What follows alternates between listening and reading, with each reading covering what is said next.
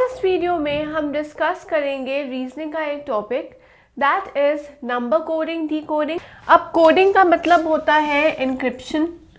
Code होता है कि किसी भी हमने मैसेज को या किसी भी वर्ड को हमने एनक्रिप्ट कर दिया। एनक्रिप्ट का मतलब होता है कि एक कोडेड लैंग्वेज में चेंज कर दिया।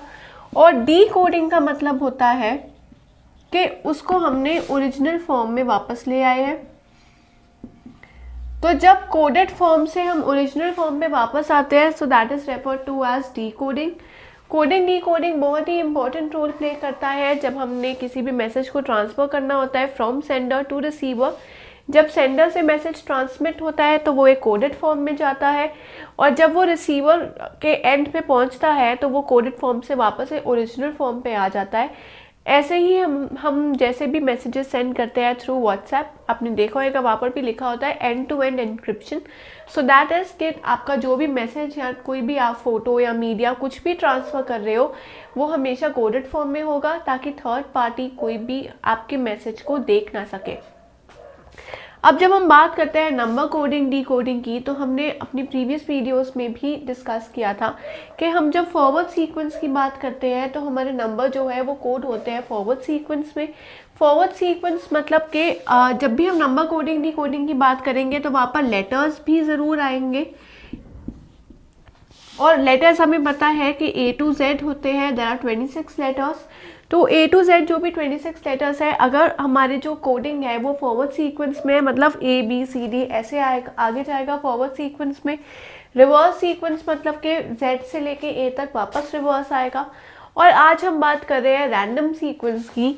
तो A to Z random sequence मतलब कि आपको पता है कि हर 26 लेटर्स की 26 प्लेस वैल्यूज़ हैं, मतलब हर लेटर की अपनी प्लेस वैल्यू है, अपनी ही पोजीशन है। और वो पोजीशन को भी याद करने के लिए मैंने आपको समझाया था कि एक ट्रिक होता है दैट इज़ एजोटी। तो अगर आपने उस ट्रिक को अच्छे से समझना है तो आप एजोटी के नाम से मैंने वीडियो बनाई है, उस वीडियो को ध्यान से पढ़िए, उसे देखिए, समझिए, क्योंकि एजोटी का कॉन्सेप्ट पूरी रीजनिंग में हमें हेल्प करेगा। रीजनिंग के हर पार्ट पे, चाहे वो कोडिंग डीकोडिंग हो, वर्ड अरेंजमेंट हो, लेटर अरेंजमेंट हो, finding the odd one out हो, कुछ भी हो, एजोटी जो है वो रीजनिंग का बेस है। हमारी रीजनिंग स्ट्रॉन्ग होगी अगर हम ये एजोटी वाले टॉपिक को पढ़ लेंगे, क्योंकि एजोटी जो है वो टाइम हमारा डिक्रीज करता है फॉर सॉल्विंग ऑफ क्वेश्चंस। तो जब हम रैंडम सीक्वेंस की बात करते हैं तो रैंडम सीक्वेंस का मतलब है कि ज़रूरी नहीं है कि A की प्लेस वैल्यू 1 होएगी, M की प्लेस वैल्यू 13 होएगी या O की प्लेस वैल्यू 15 होएगी। ये कंपल्शन नहीं होती है रैंडम सीक्वेंस में। रैंडम का मतलब होता है कोई भी रैंडमली हम प्लेस वैल्यू असाइन कर देंगे, लेकिन उस रैंडम प्लेस वैल्यू असाइन करने के लिए भी अगर आपको उसका लॉजिक क्रैक करना है तो बेस हमेशा यही रहेगा, बेस यही रहेगा। बस उसके आगे लेवल थोड़ा सा एडवांस हो जाएगा। कैसे एडवांस रहेगा, बेस की ज़रूरत कैसे पड़ेगी, ये हम आइए क्वेश्चंस में देखते हैं। So let's quickly take a look at question number 1। तो जब हम बात करेंगे नंबर कोडिंग डीकोडिंग की, तो इसका मतलब यही है कि कोई भी एक वर्ड है उसको नंबर के फॉर्म में हमने कोड या डीकोड कर दिया, या नंबर है उसको हमने वर्ड के फॉर्म में कर दिया। तो दोनों एक दूसरे के साथ इंटर रिलेटेड है। अब जैसे फर्स्ट क्वेश्चन हमारे पास है कि if France has coded as 9, 21, 4, 17, 6 and 8, then what is the code for India and Kenya. India और कीनिया को कोड हमें डी कोड करने के लिए या कोड को फॉर्म करने के लिए सबसे पहले हमारे पास प्रोवाइडेड है फ्रांस और उसका कोरिस्पोंडिंग कोड। जब हम फ्रांस और उसके कोड का लॉजिक क्रैक कर देंगे तो हम इजीली इंडिया और कीनिया का कोड भी फाइंड आउट कर देंगे। तो यहाँ पर हमारी प्रायोरिटी क्या है कि ये एक तरह से हमें हिंट दिया हुआ है कि फ्रांस का जो कोड है वो है 9, 21, 4, 17, 6 एंड 8। ये प्रोवाइडेड है फ्रांस का कोड। इस कोड का लॉजिक हमें फाइंड आउट करना है कि F के कोरिस्पोंडिंग 9 कैसे आया, R के कोरिस्पोंडिंग 21 कैसे आया, एंड सो ऑन। जब हम ये लॉजिक क्रैक कर देंगे तो वही सेम लॉजिक हम अप्लाई करेंगे on India and Kenya, so that we can get the code for the following 2 words. अब ये हमें पता है कि f के कोरिस्पॉन्डिंग 9 जो है, एक्चुअल में f का कोड जो है वो 9 नहीं है, f की प्लेस वैल्यू है 6। r की प्लेस वैल्यू 21 नहीं है, बल्कि r की प्लेस वैल्यू है 18। सिमिलरली a की प्लेस वैल्यू 4 नहीं है पर 1 है, n की प्लेस वैल्यू 14 है, c की प्लेस वैल्यू 3 है और e की प्लेस वैल्यू है 5। तो हमें ये दिख रहा है कि प्लेस वैल्यूज़ जो है वो एग्जैक्ट यहाँ पर नहीं है, उनमें कोई और मैथमेटिकल ऑपरेशंस परफॉर्म किए गए हैं और उसके बाद हमारे पास ये रिजल्टेंट वैल्यूज़ आई हैं। तो जैसे मैंने आपको कहा था कि चाहे रैंडम सीक्वेंस में कोई भी दूसरी वैल्यूज़ असाइन की गई है, लेकिन हमें वो दूसरी वैल्यूज़ में भी बेस वैल्यूज़ की हेल्प चाहिए होगी। तो जब हम यहाँ पर देख रहे हैं कि 9 को अगर हम 6 से माइनस कर दें तो आंसर आ रहा है 3। 21 को अगर 18 से सब्ट्रैक्ट कर दे तो आंसर आ रहा है 3। 4 को अगर 1 से कर दे तो भी आंसर आ रहा है 3। 17 माइनस 14 इज ऑल्सो 3।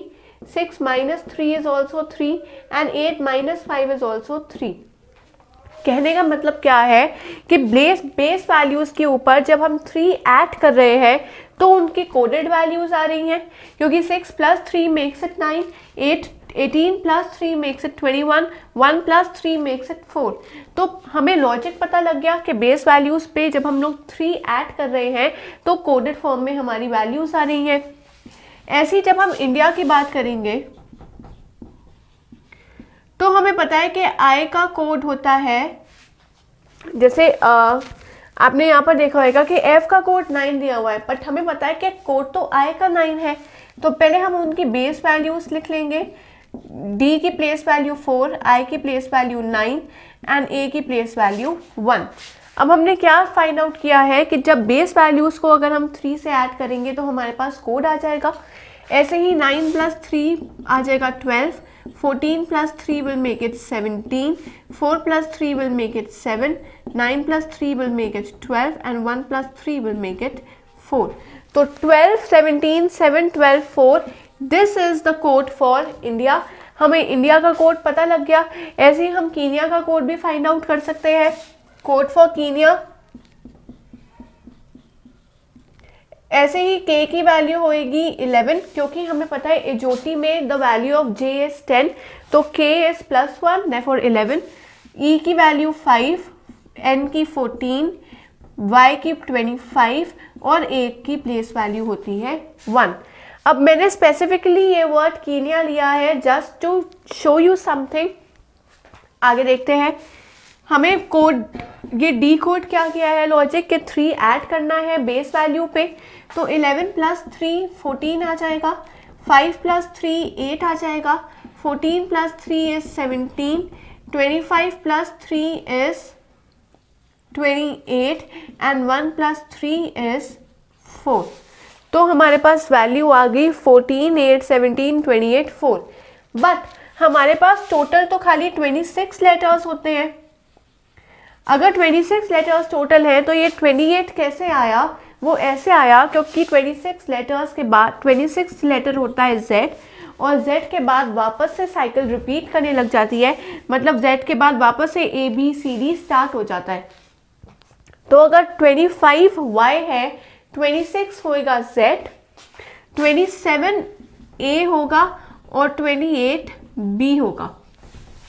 वैसे तो हमें यहाँ पर इस चीज़ को क्रैक करने की ज़रूरत नहीं है, but still just for your knowledge मैं ये बता दूँ कि रीजनिंग में जो हमारी अल्फ़ाबेटिक सीरीज़ होती है वो इनफाइनाइट होती है, नेवर एंडिंग होती है। तो इसलिए हम 28, 33, 45 कुछ भी कंसिडर कर सकते हैं। तो हमने इंडिया और कीनिया का लॉजिक जो है वो क्रैक कर दिया। उसके कोरिस्पॉन्डिंग जो भी कोड्स चाहिए थे वो हमने यहाँ पर डिस्कस कर लिए हैं। This is the first question. Let's take a look at some more questions. Now let's take a look at question number 2.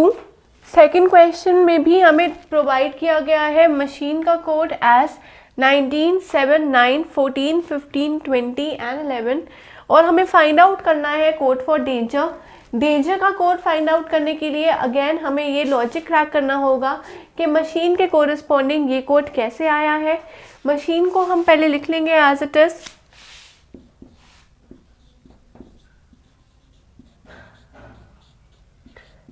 और मशीन के कोरिस्पॉन्डिंग कोड है हमारा 19, 7, 9, 14, 15, 20 एंड 11।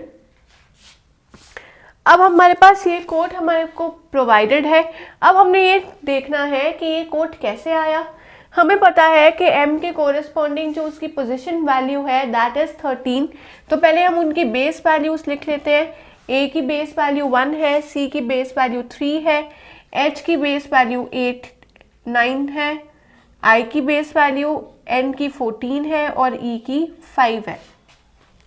अब अगेन हमें ये लॉजिक फाइंड आउट करना है कि जो बेस वैल्यूज है, बेस वैल्यूज से ये कोडेड वैल्यू कैसे आई है। हमें पता है कि 13 19 से छोटा है, तो ऑब्वियसली बात है कि कुछ ऐड हुआ है उसके ऊपर। मतलब 13 को अगर 6 में हम ऐड कर दे तो 19 आ जाएगा। ऐसे ही 7 में अगर हम 1 सब्ट्रैक्ट कर ले या 1 में हम 6 ऐड कर दे तो आ जाएगा 7। ऐसे ही यहाँ पर भी 6 हर जगह हमारे पास आ जाएगा जब हम फर्स्ट वैल्यू को सेकंड वैल्यू से सब्ट्रैक्ट करेंगे। तो हमें यहाँ पर ये लॉजिक समझ आ गया कि जब बेस वैल्यू को हम 6 से ऐड करते हैं तो हमारी कोडेड वैल्यू हमें मिल जाती है। सिमिलरली हम डेंजर के कोरिस्पॉन्डिंग चेक करेंगे, DANGER। अब डेंजर के कोरिस्पॉन्डिंग सबसे पहले हम क्या करेंगे कि हम उसकी बेस वैल्यूज लिख देंगे, मतलब जो भी उनकी पोजीशंस होती है इन अल्फाबेटिक ऑर्डर वो लिख देंगे। D की प्लेस वैल्यू है 4, A की प्लेस वैल्यू है 1, N की है 14, G की प्लेस वैल्यू है 7, E की प्लेस वैल्यू है 5 और R की प्लेस वैल्यू है 18। ऐसे हमने 1 2 3 4 5 6 लेटर्स हैं तो 6 की प्लेस वैल्यूज लिख दी। अब हमने लॉजिक क्या क्रैक किया है कि 6 को अगर हम ऐड करेंगे बेस वैल्यूज पे तो हमारे को एक कोडेड फॉर्म मिल जाएगी हमारे नंबर की। तो 4 + 6 will make it 10, 1 + 6 will make it 7, 14 + 6 will make it 20। ऐसे ही यहाँ पर भी n का कोड 20 आया था, सिमिलरली इधर भी कोड हमने 20 ले आए हैं। Next 7 + 6 is 13, 5 + 6 is 11 and 18 + 6 is 24। यहाँ पर भी e की वैल्यू 11 आई थी, उसी लॉजिक के बेसिस पे हमने यहाँ पर भी e की वैल्यू 11 देख ली है।